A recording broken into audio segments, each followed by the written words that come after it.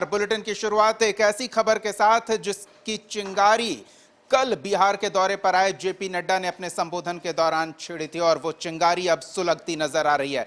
दरअसल जेपी नड्डा ने INDI alliance पर अपने संबोधन के दौरान हमला बोला था और इस दौरान उन्होंने दावा किया था कि आने वाले 24 के चुनाव में क्षेत्रीय पार्टियां, खासतौर पर वो पार्टियां जिनका आधार परिवारवाद है, उनका सफाया हो जाएगा। हम आपको पहले सुनाते हैं जेपी नड्डा ने अपने संबोधन में क्या कहा था। मेरे बातों का बहुत बुरा लगा था विपक्षी दलों को। मैं दोबारा बोलना चाहता हूं, ये पहले ये बनती हैं क्षेत्रीय पार्टियां, रीजनल पार्टी, और रीजनल पार्टी के बाद बनती हैं ये पारिवारिक पार्टी। और भारत की प्रजातंत्र परिवारवाद को कभी भी परिचय नहीं देगा, विचारधारा को परिचय देगा। इसलिए परिवारवाद पार्टियों का समाप्त होना निश्चित है, ये आप मान करके चलिए। तो आपको याद दिला दें, आईएनडीआई अलायंस की शुरुआत बिहार से हुई। बिहार की क्षेत्रीय पार्टी जेडीयू और आरजेडी ने एक साथ आकर राष्ट्रव्यापी बीजेपी विरोधी मोर्चा बनाने की तैयारी की और कोशिशों का परिणाम यह निकला कि आईएनडीआई अलायंस स्वरूप लेता और मजबूत होता दिखा। बीजेपी के विरोध में राष्ट्रव्यापी विरोधी मोर्चा तैयार होता दिखा। बिहार में आए जेपी नड्डा और उन्होंने यहां से दावा किया कि क्षेत्रीय पार्टियां, परिवारवाद की आधार वाली पार्टियां खत्म हो जाएंगी। इस पर प्रतिक्रिया आई है। जेडीयू प्रवक्ता नीरज कुमार ने क्या कहा है, वो सुनाते हैं आपको। आपने क्षेत्रीय पार्टियों का वजूद खत्म करने की बात कही है। मान्यवर, मैं आपको यह कहना चाहता हूं कि क्षेत्रीय पार्टियों का वजूद खत्म कर रहे थे तो आपका सत्ता से बिहार में हमने वजूद खत्म कर दिया। फिर एनडीए का औचित्य क्या है? एनडीए किस चिड़िया का नाम है?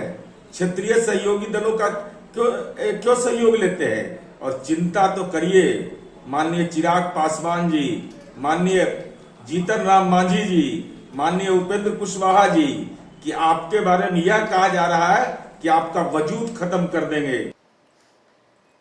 तो सुना आपने, नीरज कुमार ये आरोप लगा रहे हैं कि जिस तरह से जेपी नड्डा ने क्षेत्रीय पार्टियों के खत्म होने का दावा किया, तो क्या क्षेत्रीय पार्टियों के अस्तित्व के बिना एनडीए का अस्तित्व हो सकता है? बीजेपी जिस बलबूते पर केंद्र की सत्ता में मौजूद है, क्या क्षेत्रीय पार्टियों के सहयोग के बिना बीजेपी के पास उतनी ताकत हो सकती थी?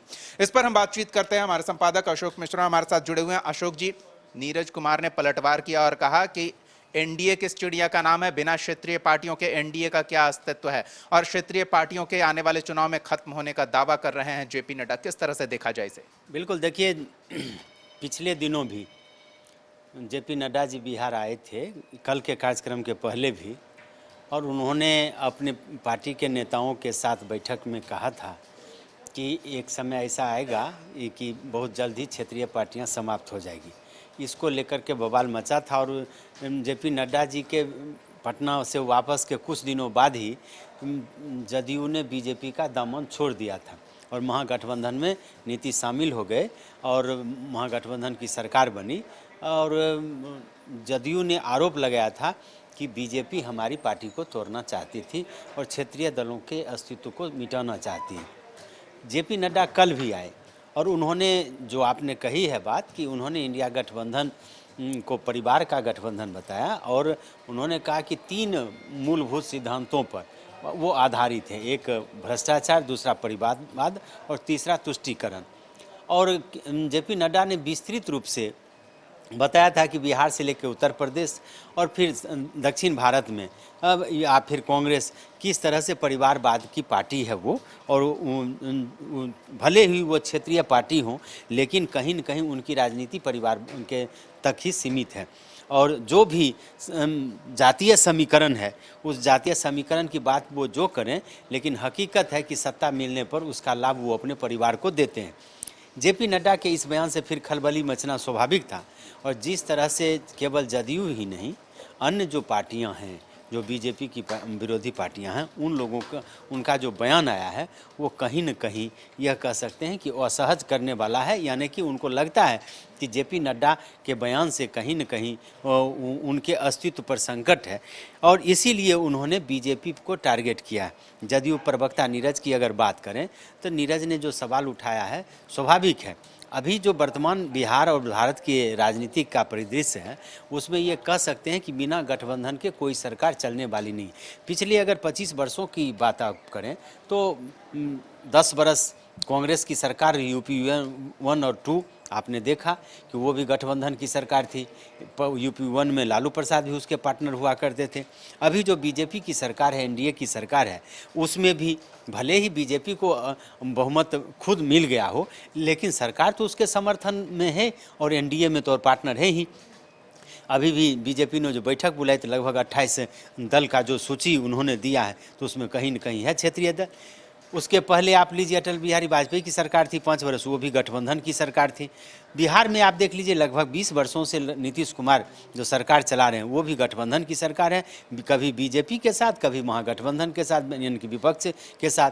उसके पहले लालू प्रसाद यादव की सरकार थी, 15 वर्षों तक लालू राबड़ी ने जो शासन किया उसमें भी गठबंधन की ही सरकार रही। अशोक जी, हालिया भविष्य में बिना गठबंधन के सरकार चलाना संभव नहीं दिख रहा है। क्या ये जेपी नड्डा का एक टैक्टिस है कि बिहार में चूंकि बीजेपी अब अकेली पड़ गई है तो कार्यकर्ताओं में उत्साह भरा जाए कि नहीं हम अकेले ही काफी हैं?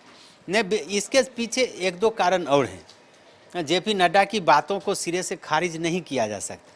आप देख लीजिए ना, कई क्षेत्रीय पार्टियां जिनका अस्तित्व अब समाप्ति की ओर है। आप बसपा को देख लीजिए, आप अभी देखिए एचडी देवगौड़ा की पार्टी कर्नाटका में किस हैसियत में आ गई और अब बीजेपी के साथ फिर उसको एनडीए में आना पड़ा गठबंधन। तो कई पार्टियां हैं, क्षेत्रीय दल हैं। आप अजीत चौधरी की पार्टी ले लीजिए, कई दल ऐसे हैं देश में जो क्षेत्रीय पार्टी का गठन हुआ, कुछ दिन तक उसके जो बड़े चेहरे रहे वो कामयाब हुए और धीरे धीरे वो अस्तित्व विहीन हो गया। क्षेत्रीय पार्टियों के वजूद का ये हाल है कि लोकसभा और विधानसभा के चुनाव में देखिए तो उनकी संख्या एक भी नहीं है। अगर आरजेडी की ही बात करें तो लोकसभा में उसकी संख्या एक भी नहीं है। तो ऐसी परिस्थिति में जेपी नड्डा के बयान को सिरे से खारिज नहीं किया, लेकिन उनके बयान ने क्षेत्रीय दलों को सतर्क तो कर दिया है। घबराए हुए तो हैं ही, क्योंकि उनको लगता है कि कहीं न कहीं बीजेपी इतनी बड़ी पार्टी है, उसकी जो सियासत है या उसके नेताओं की जो पॉलिटिक्स है उसका कहीं शिकार हम न हो जाए। आप देखिए महाराष्ट्र में शिवसेना कितनी बड़ी पार्टी थी, कभी शिवसेना नंबर 1 हुआ करती तो उसके मुख्यमंत्री हुआ करते थे।